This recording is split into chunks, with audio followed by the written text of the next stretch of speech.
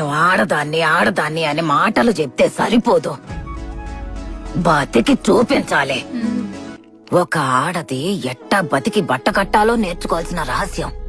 రోజు సంపాదించిన దుడ్డు ఖర్చులకు పోను 5-10 అని రొంచెమైనా జమ చేసి పెట్టినావంటే ఒక రోజు ఊహించని విధంగా ఏదో ఒకటి జరిగి ఉత్తి చేతులతో నిల్చోవలసి వచ్చినప్పుడు అన్ని రోజులు కష్టపడి ఒక్కో పైసా కూడబెట్టుకున్నదంతా ఎవ్వరి సహాయం కోసం ఎదురు చూడకుండా మనకు ఉపయోగపడతాది.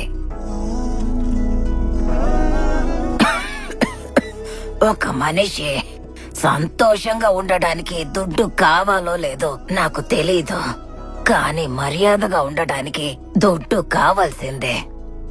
జీవితంలో బతకడానికి ఎవరైనా దుడ్డు అవసరం లేదు అని చెప్పినారంటే వాళ్ళకి దుడ్డు సమస్య